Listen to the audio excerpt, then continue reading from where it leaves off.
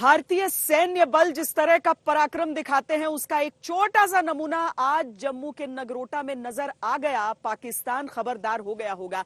Army chief general MM Naravane ने आज तक से दो टूक कहा कि जो आतंक फैलाने के लिए आएगा वो पक्का मारा जाएगा और इसीलिए पाकिस्तान को सावधान रहने की जरूरत है अपने इस आतंक चरित्र के चीथड़े, नहीं तो वो कई कई बार उड़ते देखता रहेगा।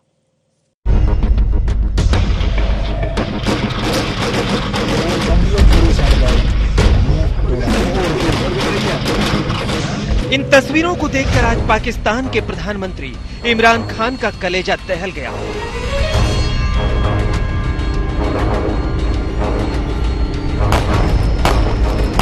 इन धमाकों की गूंज से आज पाकिस्तानी फौज और उसके चीफ कमर जावेद बाजवा को कुछ और सुनाई नहीं पड़ रहा है।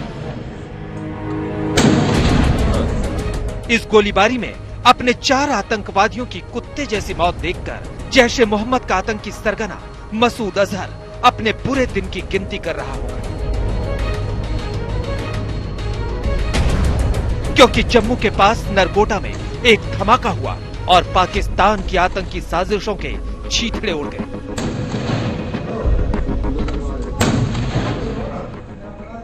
गोलियों की बौछार शुरू हुई और पाकिस्तान की आतंकी हरकतें छलनी हो गई।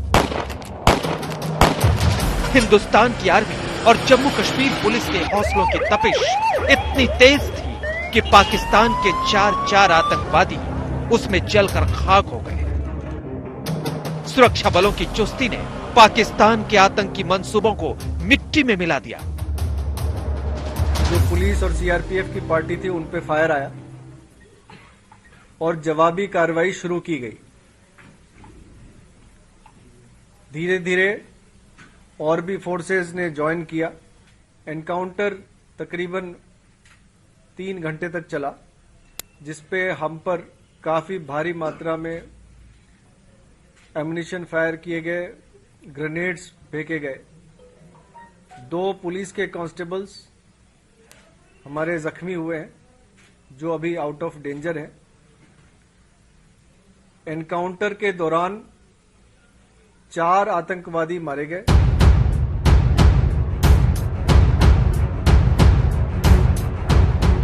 जम्मू के पास नरगोटा में नेशनल हाईवे 44 पर आतंक का ये ट्रक बेधड़क जा रहा था। आतंकियों को लगता था कि उनको पालने पोसने वाले कुछ लोग उनको आगे मदद करेंगे, लेकिन बीच सड़क पर उनकी मुलाकात हिंदुस्तान के उन पराक्रमी वीरों से हो गई जो उनके लिए यमदूत बनकर आए थे।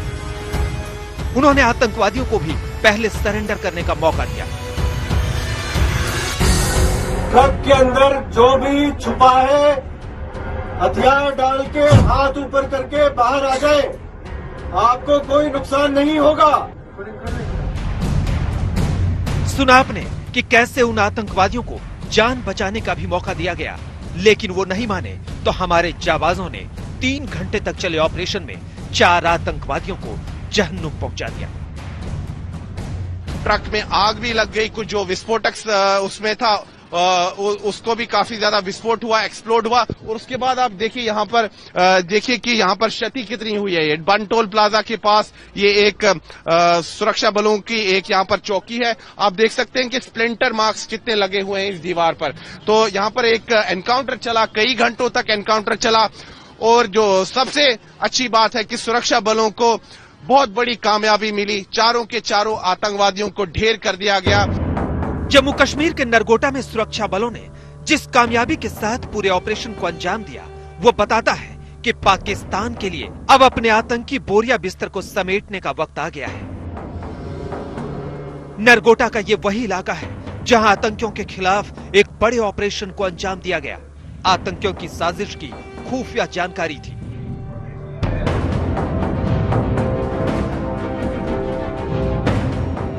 ये ऑपरेशन एक स्पेसिफिक इंटेलिजेंस इनपुट के बेस पर या उस पर आधार किया गया था और पुलिस और सेना की मुस्तैदी और चुस्ती के कारण इन 4 आतंकियों को पकड़ा गया और बाद में एनकाउंटर में उनको मार दिया गया। यह सुरक्षा बलों के लिए बहुत बड़ी कामयाबी है। सीआरपीएफ और जम्मू कश्मीर पुलिस की टीम ने ठोस प्लानिंग कर जम्मू श्रीनगर हाईवे पर नाकेबंदी कर दी। सभी आतंकी एक ट्रक में सवार थे, वो घाटी की ओर बढ़ रहे थे।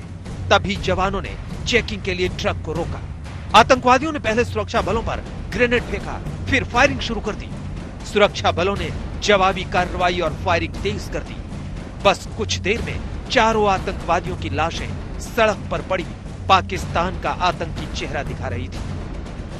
गोलियों की गूंज से जम्मू श्रीनगर हाईवे का पूरा इलाका थर्रा उठा। आतंकियों ने ट्रक में विस्फोटक भी रखे थे। सुरक्षा बलों की कार्रवाई में ट्रक में रखे विस्फोटक में धमाका भी हो गया।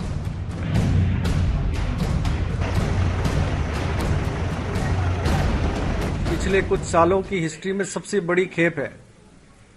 आप ये मान के चलने कि हर आतंकवादी के पास 3 बड़े हथियार और 1 छोटा हथियार था, जो कि अपने आप में आज तक सबसे पहला ऐसा वाकया है जिसमें कि इतनी बड़ी मात्रा में हथियार बरामद हुए। नरगोटा में मारे गए सभी 4 आतंकवादी जैश ए मोहम्मद के थे। चारों पाकिस्तान के रहने वाले थे और भारतीय सीमा में घुसपैठ कर अब बड़ी आतंकी साजिश को अंजाम देने की फिराक में थे। लेकिन उनकी हर साजिश सुरक्षा बलों की गोलियों का शिकार हो गई। क्या मंशा थी? कोई बहुत बड़ी वारदात करनी थी इनको, डीडीसी के चुनाव को डिस्टर्ब करना? असला बारूद बरामद हुआ है। ऐसा लगता है कि काफी बड़ी घटना को अंजाम देने के लिए आए थे। कश्मीर घाटी में हो सकता है। आतंकी हमले की साजिश के पीछे पाकिस्तान के इरादे साफ समझ में आते हैं। वो हिंदुस्तान से लड़ नहीं सकता, इसलिए आतंकियों के पहलू में छुपकर जम्मू और कश्मीर के बेगुनाहों को अपना टारगेट बनाना चाहता है।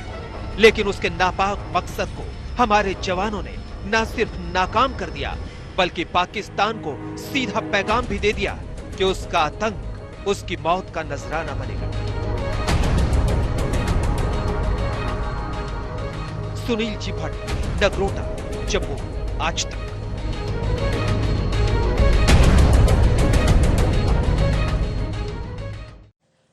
जम्मू कश्मीर से जब से धारा 370 को हटाया गया है, तब से ही पाकिस्तान बदहवास हो गया है और इस बदहवासी में वो न जाने कैसी कैसी हरकतें करता है। और अभी तो चूंकि कश्मीर एक बार फिर चुनावों की तरफ कदम बढ़ा रहा है, यहां पर जो पंचायत स्तर के चुनाव होने वाले हैं उसे लेकर पाकिस्तान पूरी तरीके से बेचैन हो गया है। और इस बेचैनी में उसके हथियार कौन बनता है? बनते हैं आतंकी। लेकिन उसे यह भी समझना चाहिए कि उसके साजिश के हर तार को तार तार कर ही दिया जाता है।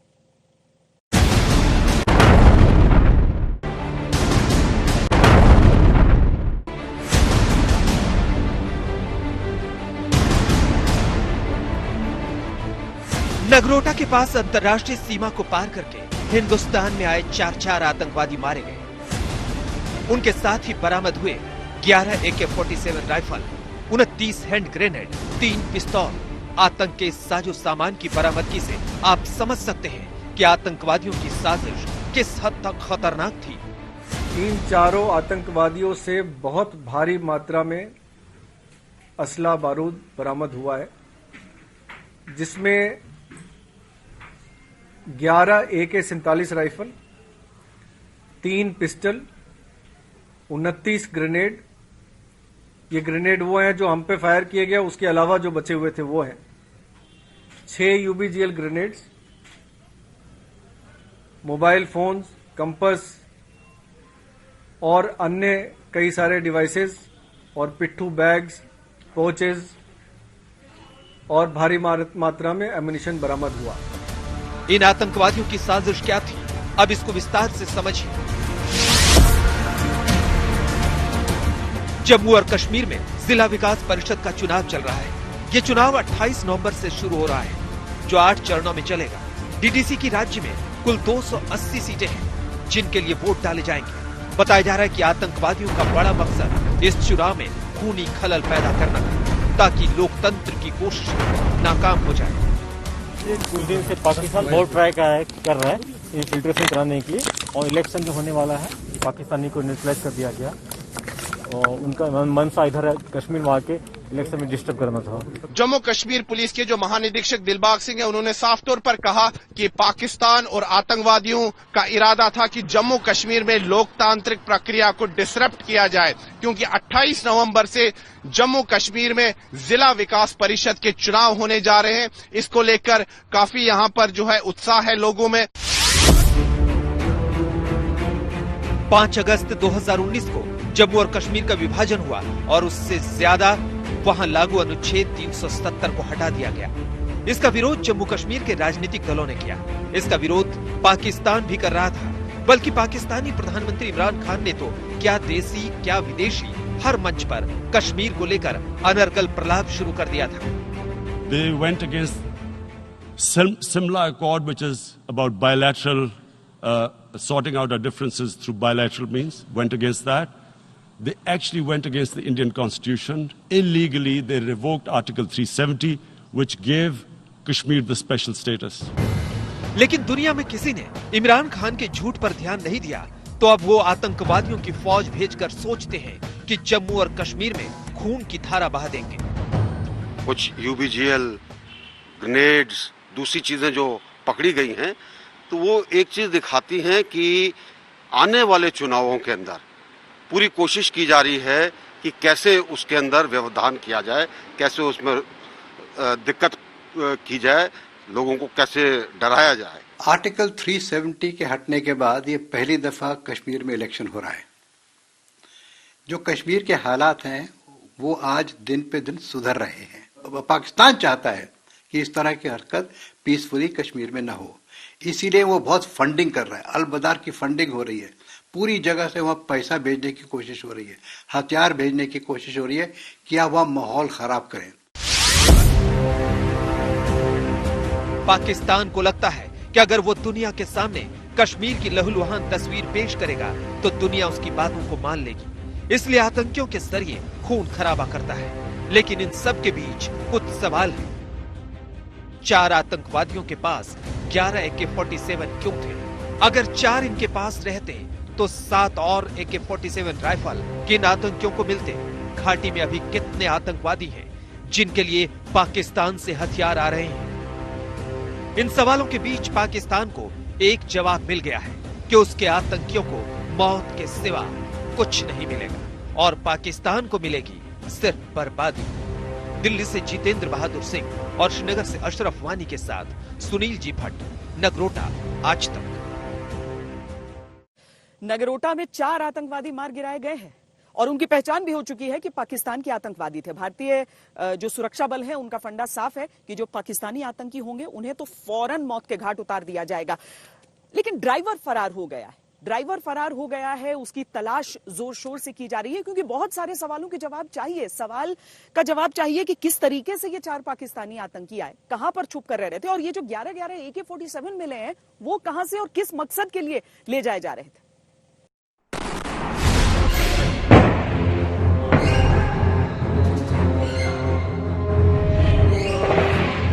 सीमा पर सीज फायर है, लेकिन पाकिस्तान न सीज फायर को मानता है, न आतंकियों की घुसपैठ कराने से रोकता। इसका ताजा उदाहरण है सांबा सेक्टर से घुसपैठ करके आने वाले ये आतंकवादी, जिनको हमारे सुरक्षा बलों ने मौत के घाट उतार दिया। इन आतंकवादियों ने सांबा सेक्टर में भारत में प्रवेश किया। कहीं से एक ट्रक पर सवार होकर वो नगरोटा पहुंचे थे, जो सांबा से करीब 75 किलोमीटर दूर है। नगरोटा में वो मार गिराए गए, नहीं तो उनका मकसद घाटी में जाने का हो सकता था। जैश-ए-मोहम्मद के इन आतंकवादियों ने सेना की वर्दी पहन रखी थी ताकि सुरक्षा एजेंसियों को चकमा देकर निकल जाएं। लेकिन नगरोटा में इनके पाप का घड़ा फूट गया। हालांकि ट्रक ड्राइवर फरार हो गया। ये सुबह मुठभेड़ 5 बजे शुरू हुई थी तकरीबन, जिसमें कि जो नाका पार्टी है उन्होंने एक ट्रक को रोका था, जिसका ड्राइवर फरार हो गया। आपने कहा कि ड्राइवर जो है वहां से मौके से फरार हो गया, वो ड्राइवर कहां गया है? इसकी तलाश जारी है। उनको अभी नहीं पकड़ा गया है? अभी नहीं। पाकिस्तानी सेना और आतंकी ठिकानों के खिलाफ भारतीय सेना की जबरदस्त कार्रवाई के बावजूद पाकिस्तानी सेना अपनी हरकतों से बाज नहीं आ रही है। न सिर्फ कश्मीर बल्कि जम्मू के सांबा सेक्टर से भी आतंकियों ने घुसपैठ की नाकाम कोशिश की, जिसे समय रहते भारतीय सेना और सुरक्षा बलों ने नाकाम कर दिया। भारतीय सेना ने साफ कर दिया है कि वो पाकिस्तानी सेना और आतंकियों की किसी भी गतिविधि को कामयाब नहीं होने देगी। अब तलाश उस ड्राइवर की है जिसके 1055 नंबर के ट्रक पर सवार होकर वो आतंकवादी आए थे। जैश के चारों आतंकवादी तो मारे गए, लेकिन कुछ सवाल जिंदा है। आतंकवादियों को ये ट्रक कहां पर मिला? क्या आतंकियों से ट्रक ड्राइवर की मिली भगत थी? क्या आतंकियों ने बंदूक की नोक पर ट्रक को हाईजैक किया था? आतंकी अगर घाटी में जा रहे थे तो उनका हैंडलर कौन था? इन आतंकवादियों का मकसद किन जगहों पर हमला करना था? यह हमला डीडीसी चुनाव से पहले करना था या बीच चुनाव में? पिछले दिन जिस तरह बीजेपी के कुछ नेताओं की हत्या हुई, उसमें सवाल ये भी है कि क्या कुछ नेता इनके टारगेट पर तो नहीं थे? इन सवालों के जवाब में सुरक्षा और खुफिया एजेंसियां अपना माथा घुमा रही हैं। पुलिस की सबसे ज्यादा नजर ड्राइवर पर है, क्योंकि इन सारे सवालों का जवाब वही देगा। ट्रक को क्या हाईजैक किया गया था कि या ये जो ट्रक के जो मालिक है, ट्रक का जो ड्राइवर है, ये आतंकियों से लिंक्ड है? देखिए, जम्मू कश्मीर के ये सेक्टर जो है सांबा के, इसमें से 2018 में कम से कम 1 दर्जन इन्फिल्ट्रेशन हुई की थी जैसे मोहम्मद के ग्रुप्स की। तब भी इलेक्शन चल रहे थे 2018 के। उस वक्त भी हर बार इनको पिकअप करने के लिए कश्मीर वैली से कोई ना कोई ट्रक रवाना होता था। ये खुद ही इनकी एजेंसीज टाई अप करती हैं कि इनको पिकअप कैसे करना है, छोटी गाड़ी, बड़ी गाड़ी, किस गाड़ी में जाएंगे, कैसे जाएंगे। अभी तो 4 आतंकवादी मार गिराए गए, लेकिन अंतर्राष्ट्रीय सीमा हो या नियंत्रण रेखा, वहां से आतंकवादी जिस तरह से घुसाते हैं, उसको रोकना अभी सुरक्षा एजेंसियों की बड़ी चुनौती है। दिल्ली में मंजीत नेगी के साथ सुनील जी भट्ट, नगरोटा, आज तक। पाकिस्तान का हाथ साफ साफ नजर आ जाता है। पाकिस्तान हमेशा इनकार करते रहता है अंतर्राष्ट्रीय पटल पर। बार बार भारत के तमाम डॉसियर सौंपने के बाद भी पाकिस्तान कहता है कि नहीं, आतंक से हमारा कोई घालमेल नहीं है। लेकिन ये चीजें सामने आती ही हैं। हाफिज सईद, जिसे इतने साल तक पाकिस्तान कहता रहा कि सम्मानित नागरिक हैं वो, आखिरकार वहां की अदालत को मजबूरन ही सही, लेकिन सजा तो सुनानी पड़ी 10.5 साल की।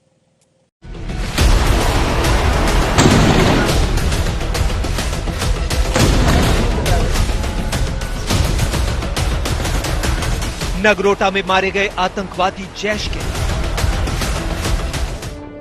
नगरोटा में 20 जनवरी को भी मारे गए आतंकी जैश के। दिल्ली में पकड़े गए दोनों आतंकवादी जैश के। नगरोटा से नई दिल्ली तक जैश ए मोहम्मद के आतंकवादियों की मौजूदगी बता रही है कि पाकिस्तान अपने आतंकी युद्ध में कितना आगे बढ़ गया है।